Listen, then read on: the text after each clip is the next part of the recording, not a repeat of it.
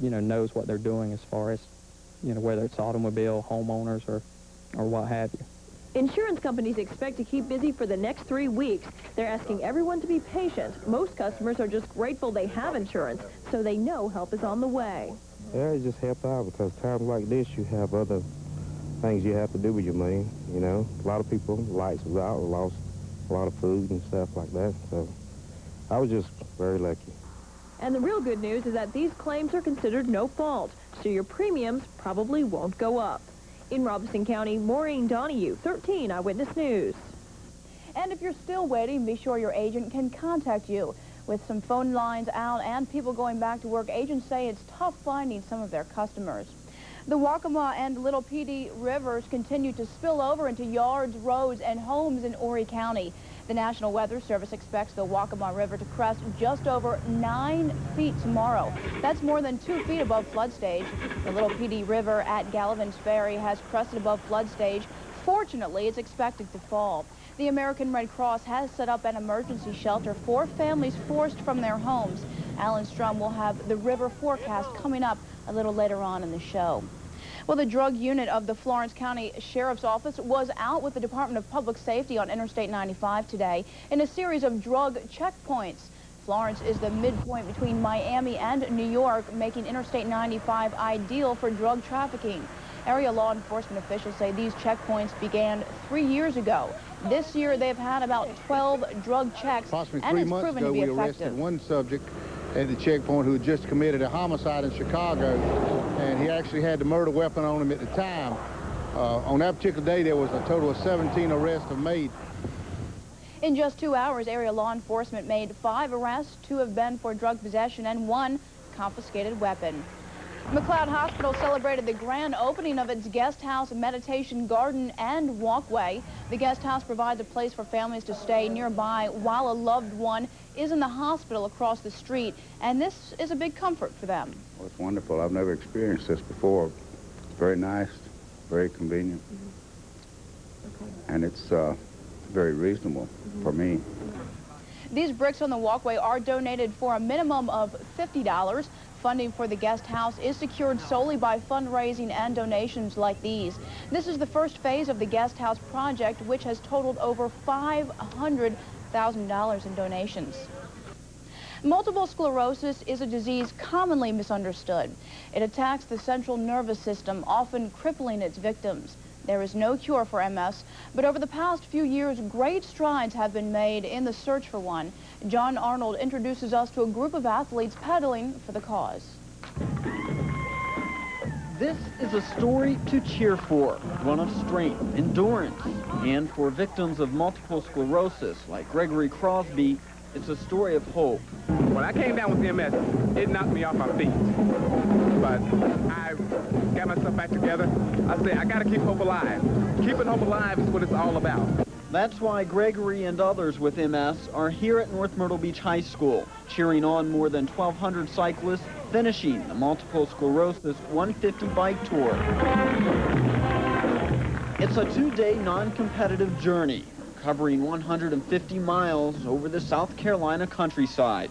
This event's main purpose is to raise recognition, raise awareness of the things that people with multiple sclerosis go through and how we can help them. The tour also raises money for MS, a lot of it, $480,000 this year alone.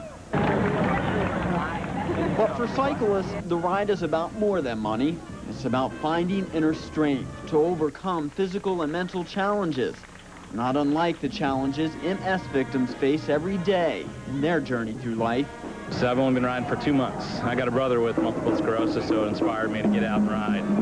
It's a good feeling to finish, and it's a good feeling to help the folks who are stricken with MS. A feeling that glides to the coast every year on a journey of hope for victims of multiple sclerosis. In North Myrtle Beach, John Arnold, 13 Eyewitness News. And cyclists from all over the East Coast participated in the MS Tour, and this is the 6th year the event has wrapped up on the Grand Strand. And we'll now turn things over to weather. Alan Strum joins us in the Weather Center. Alan, what can we expect this week? Well, we had a great weekend, plenty of sunshine out there, some cool, drier air made its way into the area, but coming up, maybe some clouds. Take a look at satellite photos. You can see right where we are in North and South Carolina, it's relatively clear right now, but look at that back toward the west. It's getting cloudy, and into tonight, the clouds will start to increase. Again, we will have another night with cool temperatures in the lower 60s. Trish? All right, Alan, thanks a lot. Still ahead on Eyewitness News, we'll have the latest on what's happening in the Middle East. And a South Carolina Army unit may be out of commission. We'll have those stories and much more right after this.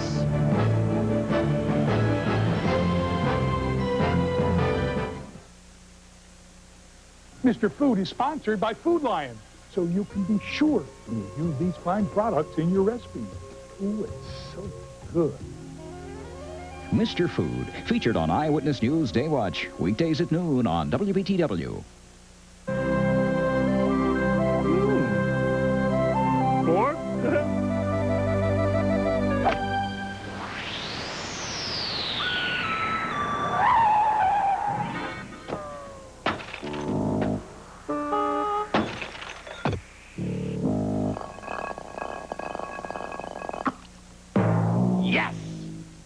Turner's Custom Auto Glass.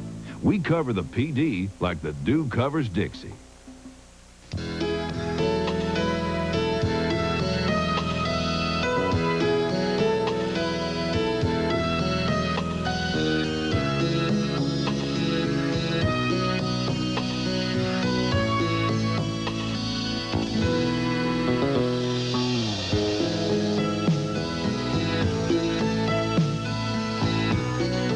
These forests are made possible by Willamette Industries. President Clinton says he doesn't want Saddam Hussein to have any chance at threatening his neighbors like he did in 1991. President Clinton spoke to reporters about Iraq before getting on his helicopter to campaign in Iowa today. The president also says the no-fly zone in Iraq covers a bigger area, so there is no way Saddam Hussein is defensively stronger.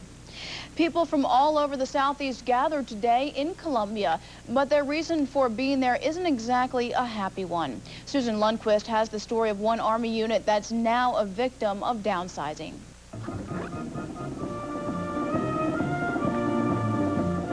This song may sound upbeat, but for these commanding officers and soldiers, it carries a bittersweet tune today. The 120th Army Reserve Command Headquarters was inactivated because of Army downsizing. We are downsizing and deactivating headquarters to take that overhead structure, take those personnel spaces and put them down at the unit level where the Army Reserve can make a significant contribution. The mission of the 120th Unit is to provide soldiers to help the active Army in the event of a national emergency. The unit will now be part of the 81st Regional Support Group, which includes South and North Carolina, Georgia, Alabama, and Florida. Today's inactivation ceremony was the final farewell for the 120th ARCOM. Several hundred soldiers have already been reassigned, and for the ones at today's ceremony, it was a bittersweet day. It kind of hurts a little bit, you know, to know that you're going out of the system, but you got to have faith in the system that you'll be brought back in some other capacity. It's a voluntary army, and we all volunteer to be here this station. It's what makes the world go around. We're proud to wear the uniform. General Koger said change is prevalent in the military as we enter the 21st century. However, the inactivation ceremony ended with a song that has never changed. Alan, beautiful weekend. In fact, though, it's getting a little cooler, isn't it? Yeah, it is. We had a cold front come through. It also kept that hurricane away from us, Hortense. Fortunately, we did not have to meet that one. That was nice. We have had some cooler weather, especially at night. Nice weather. Is it on the way? Who knows? Weather's up next. WBTW TV 13 presents A Bridal Affair, February 7th and 8th at the Florence Civic Center. Everything the bride and groom could want, all under one roof. Fashion, travel, catering, jewelry, china, and much, much more. For information on how your business can be a part of the largest and most exclusive bridal show ever held in the PD, call 803-665-5757. That's 803-665-5757. Brighter every day. WBTW TV 13 invites you to the 4th Annual Christmas Craft and Gift Show, October 4th, 5th, and 6th at the Florence Civic Center. Choose from thousands of quality handcrafted items from some of America's finest artisan craftsmen, clothing, jewelry, Christmas ornaments, ceramics, and much more. This is the only craft and gift show this year at the Civic Center, and it's the biggest ever. The 4th Annual Florence Christmas Craft and Gift Show, October 4th through 6th at the Florence Civic Center. Cooler weather made its way into the area this weekend. We had plenty of sunshine with it as well. We had seen so much rain. The place was drenched. Still soaking wet. We're going to look at the rivers in a minute. Let's take a look at current conditions outside, though. 80s, so sort of warm out there right now, dew point 52. And look at that humidity, 35%. A much drier weekend. We didn't have that humidity that we've been seeing for so much recently. Down at the beaches, 82 degrees there, humidity 53%. Wind south, 17 miles per hour, pressure 29.95. And falling. Here's a look at the rivers. We're going to check out the forecast on these rivers. Still a little bit of a problem with all of these rivers. Hurricane came in and dropped tons and tons of rain, and then it still rained. This is a little PD River at Galavant's Ferry. Flood stage is 9, but you can see currently it's at 11.41 feet, so well above flood stage, and it's crested and slowly falling now. So that is good news that it has crested now, and it won't rise anymore. Lumber River, 13.35 feet above the flood stage at 11 feet. And it will remain above flood stage through Thursday the 19th. And the Waccamaw River, another one with big problems, it's more than 2 feet above flood stage, and it'll remain above flood stage for the next several days as well. I'll tell you what, though, this weekend was very dry. This is a look at Doppler radar of North and South Carolina. Normally rain shows up in reds, yellows, and greens. And look at this. It is absolutely dry.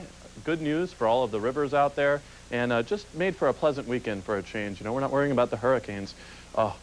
Finally, it's nice to just sit back and not have to think about these devastating hurricanes that came through and touched parts of North Carolina and really took the place out. Here's a look at your forecast, though, for tonight. Overnight lows, cold again, cool, cold.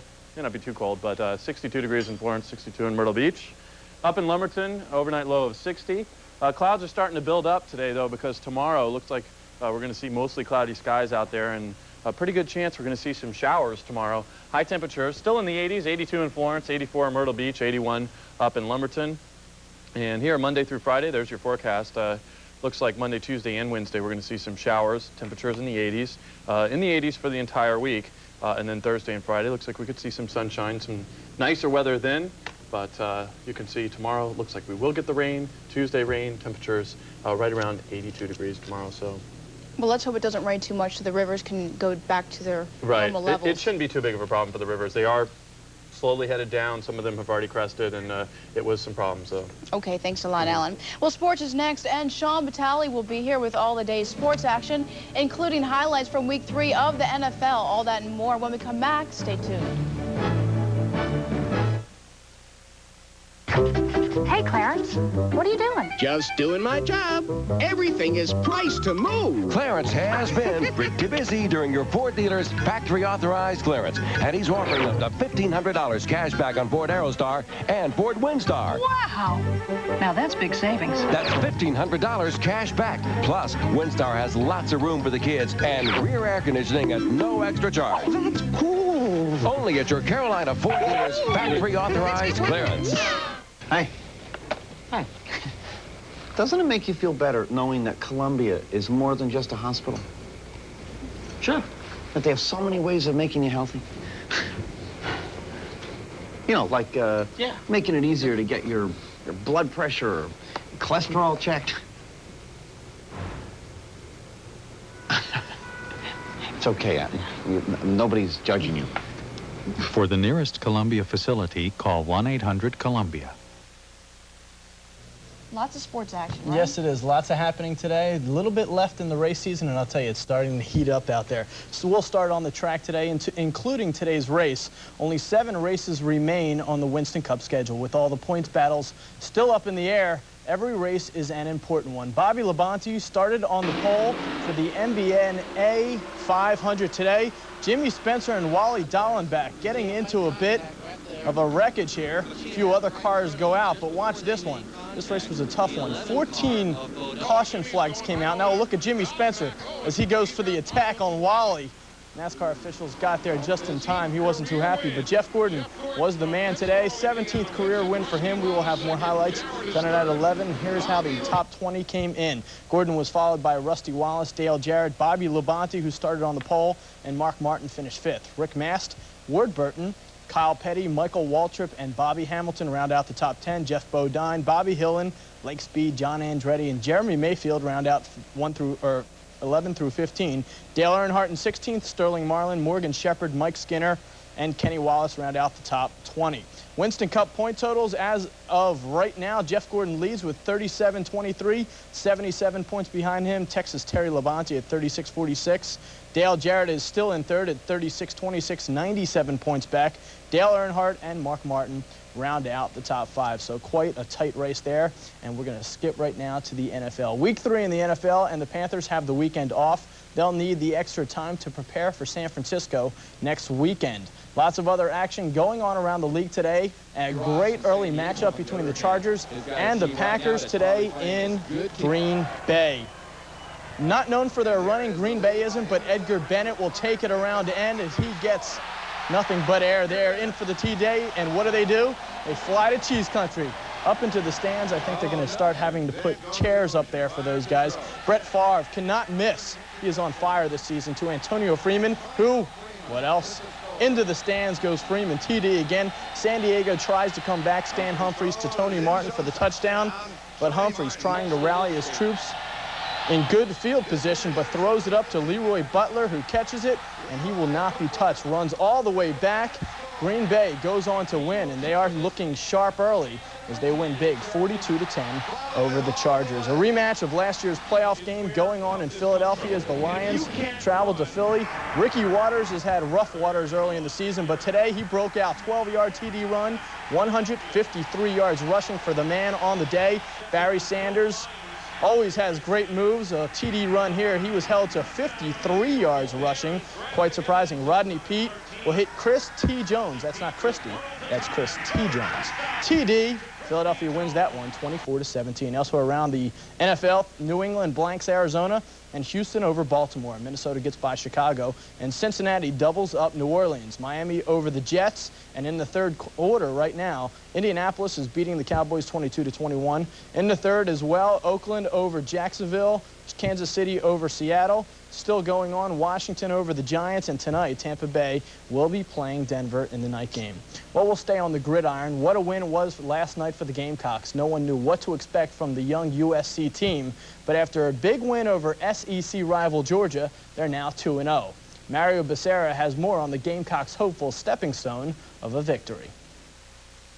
The rapidly maturing South Carolina Gamecocks won a game many felt they couldn't win. But it goes to show that so far, this young team is heading in the right direction. We're going to have some other big wins in this program down the road, but I want to say that this one, for this young football team, and for what this game represented to us, even on the national level, I thought that was a tremendous victory for those young men. A huge win like this game could be a springboard for a breakthrough season in 1996. Tonight, we really proved the point on ESPN on national coverage, you know, saying that we are a good team, and that it's time to start tradition here at South Carolina. Even Anthony Wright found it hard to describe the magnitude of this victory over Georgia. It means I made so much I can't even say the words. Good job, man. Appreciate it. Deuce Staley continues to shine, and he has a one-track mind for the end zone. And like I told my friend over here, I don't even remember that touchdown. All I remember is seeing the goal line, and it seemed like it took me forever to get there, but, you know, I just got there. But it was the much-maligned defense who benefited most from this performance. Last season, the Gamecock defense took a lot of abuse because of their performance. But as this victory over the Georgia Bulldogs shows, 1996 could be a lot different. We just wanted to come out there and prove to the nation on national television that, you know, we're guys that care. We're going to play hard 60 minutes, and we just want to get after them, try to get the ball loose, and luckily tonight, we hope to get some turnovers. The Gamecocks will now have the chance to put their confidence to good use next weekend as they face the East Carolina Pirates. In Columbia, Mario Becerra, 13, Eyewitness Sports. Thanks, Mayor. Great win for them. Desperately needing a win are the Braves facing the Mets in Shea Stadium this afternoon. The Braves have lost the last 6 in a row. Bobby Cox looking for some help as Chipper Jones will take it up the middle. A run will score. Braves come in, and Glavine was sharp all day as he gets the big K here. The Braves will hold on to win this one 3-2. So they finally break out of their funk. We'll have some more highlights tonight at 11, as well as Freddie Couples, who just won the President's Cup for the USA team. Okay, all right. Thanks a lot, Sean. Well, we'll be right back with a final look at weather and sports right after this. Here at Performance Ford Mercury in Lake City, we're excited. We're taking our sales to another level. Here's the plan.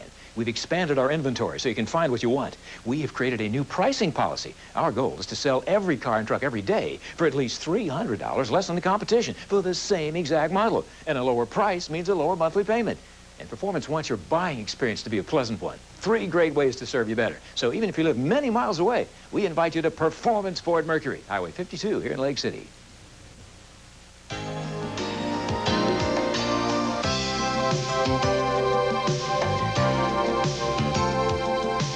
No matter who you are,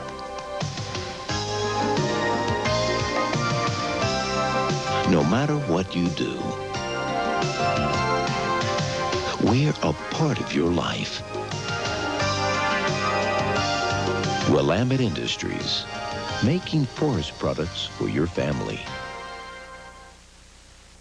All right, Alan, what can we expect tonight? A little bit of rain tomorrow, tonight cooler again. Okay, Sean, tonight coming up? More Freddie Couples and President's Cup highlights, as well as more NFL action from around the league. All right, thanks a lot. And that does it for this edition of Eyewitness News at 6. Thanks for watching. I'm Trish Hamel. We'll see you back here at 11.